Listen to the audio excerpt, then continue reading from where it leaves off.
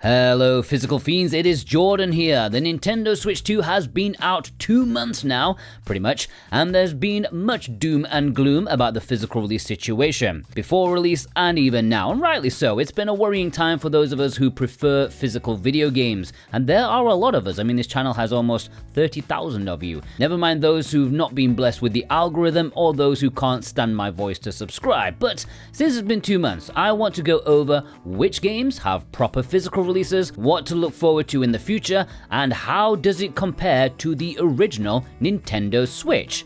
So, at launch there were 5 proper physical releases. Mario Kart World was obviously the main one and the only one that was exclusive to the system. I don't think there are many people out there who say they dislike this, but after a couple of months, I'm not hugely feeling its impact. But then again, I never really stick with racing games for long after I've done all the single player content and dipping into the multiplayer once in a while. What do you guys think? If you have Mario Kart World, how much have you played it, and do you think it was worth the decade wait?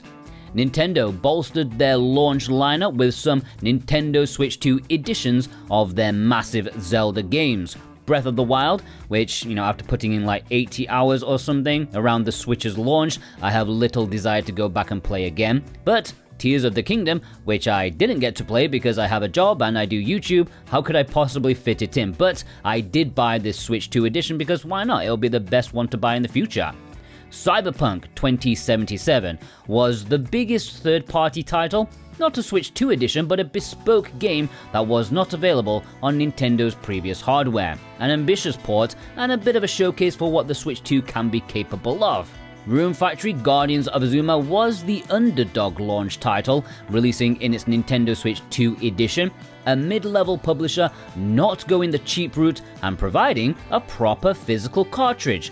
Again, I don't know if this set the world alight, and I do wonder how it sold in comparison to the Switch version, but it's something one should get behind. The game itself mostly got good reviews and was considered a step up from the previous entry. Since launch in the West, it's mostly been left up to Nintendo to do the proper physical heavy lifting. Between launch and this video going out, there's only been 2 more proper physical releases in the West. Donkey Kong Bananza, which I think Nintendo were really banking on to have that first-party 3D Mario kind of impact, and maybe it did. It's too early to truly tell. Will this Switch 2 exclusive boost sales just like Odyssey did for the Switch 1? I'm still waiting for my copy in the post, but I'm sure I'll have a good time with it once it finally gets to me. And then the 7th and final current physical release on the Switch 2 in the West, that's gone to Super Mario Party Jamboree Nintendo Switch 2 Edition plus Jamboree TV, which probably annoyed people just thanks to the sheer length of its name alone. Super Mario Party Jamboree was a big seller on the Switch, and it's going to be hard to gauge sales because surely most people just upgraded their Switch 1 version. Who knows? So, 7 titles in the West, it is a bit sad. But America and Europe are not the center of the world, because Japan has a couple more proper physicals up its sleeve, and best of all, they both have English, and the international Switch consoles are region-free, so you can import them and play them. The earliest third-party title post-launch was Tamagotchi Plaza Nintendo Switch 2 Edition. It's crazy to think that this little dinky kids game had a lot of pressure on its shoulders from the gaming community to sell well physically. And I think it did. I believe in Japan it instantly sold more copies than all the game keys put together. Maybe that's a little bit of exaggeration, but it definitely sold better in comparison. And this very week, Japan is getting Fantasy Life I, The Girl Who Steals Time Nintendo Switch 2 Edition, which is a fantastic game and deserves a proper physical release. In fact, the Switch 1 edition, which came out a few months back, is the best-selling Switch import this year so far, which is a double-edged sword because it means a lot of people already have it and may not support this Switch 2 edition physical release. Either way, I think if you don't have Fantasy Life I yet, grab the Switch 2 edition. It is a wonderful game that has a little bit of everything without feeling like it's diluted in any of them. I do highly recommend it. And that's it for proper physical releases that are out there right now. If you want to purchase any of them, please do so via the links in the description. It is the best way to support me and this channel to keep providing useful physical content for you guys. If you buy from VGP, you get free worldwide shipping on orders over 75 Canadian dollars, and if you import games from Play Asia, you can get 5% off if you click my link and use the code Jordan2025. So, in 2 months, we have 9 proper physical releases out in the wild. How does that compare to the Switch, the first 2 months of that console? Well, counting physicals that had English, in 2 months from the 3rd of March until the 3rd of May 2017, the Nintendo Switch had The Legend of Zelda Breath of the Wild, 1-2 Switch, I Am Setsuna, Just Dance 2017, Puyo Puyo Tetris, Lego City Undercover, Has Been Heroes, Binding of Isaac Afterbirth Plus, Super Bomberman R, Skylanders Imaginators, and Mario Kart 8 Deluxe. That's 11. Now, if you feel like I've missed a game, please do let me know. If you want to add releases that were Japanese language only, then you could also add Disgaea 5 Complete. That did not get its English release until a bit later on. There was Dragon Quest Heroes 1 and 2, that's still a sore point. Nobunaga's Ambition Sphere of Influence, Spelunker Party, and Romance of the Three Kingdoms 13, so that is another 5. Of course, there are various other factors playing into this. At the Switch launch, Nintendo were at their lowest point pretty much, with very little confidence from third parties, but they proved them wrong over time. On the other hand, the backwards compatibility of the Switch 2 means that publishers don't really need to focus on the Switch 2 when they can just keep providing for the Switch and still get custom from Switch 2 owners. There's more to it than just numbers, but I would say 9 to 11 or 9 to 16 if you want to really make it look as bad as possible. It's not great, but I would say it's also not terrible. And also, what's to come? Well, sure, there is a sea of game keys out there. There's no getting around that, but part of me is saying that a good few of those would not have got a proper physical release even if game keys didn't exist. I'm sure some of them would have been eShop only titles, not all of them of course, but some of them for sure. And we do know of proper physicals on proper cartridges coming in the near future. This month, on Switch 2, there will be 2 more physicals to add to the library. Story of Seasons Grand Bazaar is getting a proper physical release on Nintendo Switch 2. Again, this is part of the trifecta of proper cartridges from Marvelous and Exceed, the early supporters who hopefully get supported by us, the consumer. This is a remake of a DS game previously known as Harvest Moon, and hopefully this, coupled with Guardians of Azuma, will sit well with those who like cozy life sims with farming and relationships and plenty of cows to milk.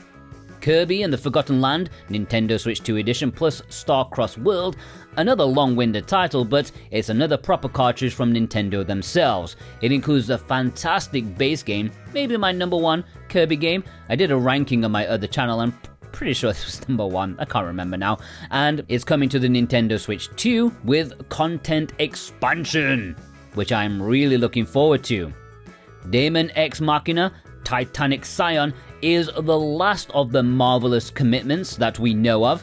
Unlike Japan, this is getting a proper physical release in the West, and it is a big title.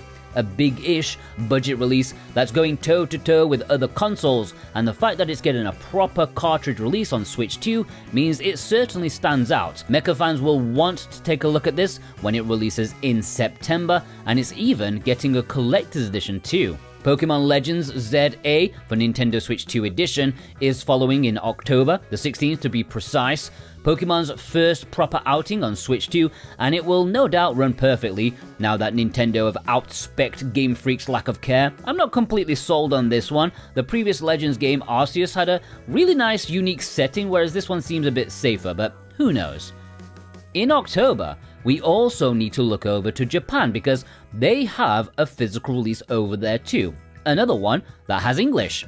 Majogami is an important release for the Switch 2. While it's getting a Switch 1 physical over there as well, Inti Creates are a prolific indie developer and publisher, and the fact that they're risking putting out a proper Switch 2 cartridge means that other developers could base their release plans on the success or failure of this proper physical release. The game itself is a stylish action platform, and again, it will also have a collector's edition. Mortal Kombat Legacy Collection is coming in December.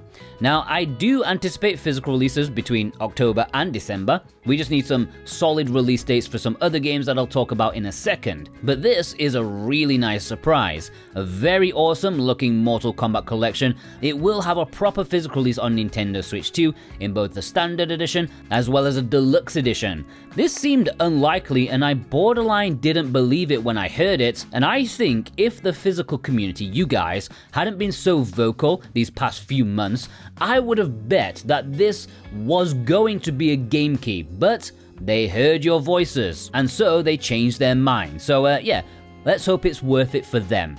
Now, we already know that Nintendo will be doing physical releases for Hyrule Warriors, Age of Imprisonment, and Metroid Prime 4 Beyond, both of which are due for this year.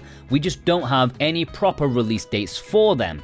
I would guess November and December, but we don't know for sure. However, they are getting proper physical releases.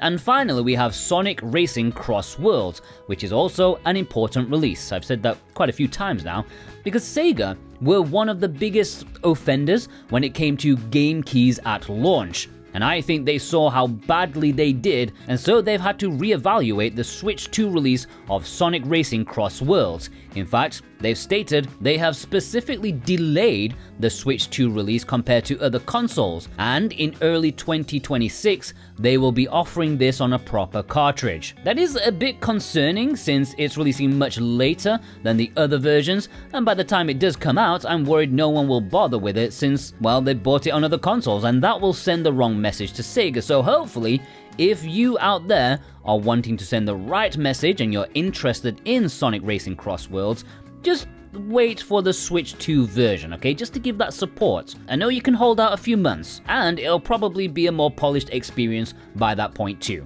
And then finally, you have games like Kirby Air Riders and Splatoon Raiders, which are extremely likely to be a proper physical release. However, I would rather not jump the gun. I mean, for all we know, they could end up being like cheap eShop releases. It wouldn't be a first for Kirby. Again, it's 99% likely to be a big, proper tentpole release, but I prefer to deal with fact rather than assumption. And that is it so far. It may seem meager, but, keep sending the message. The games will come. The proper physical releases will come if you voice your opinion politely and purchase those physicals that are braving the costs. It's up to us to direct the market. Publishers will follow demand and money. And this is Physical Paradise. This is the best place to be if you want to know it all. I will inform you guys all the way. Subscribe if you haven't already.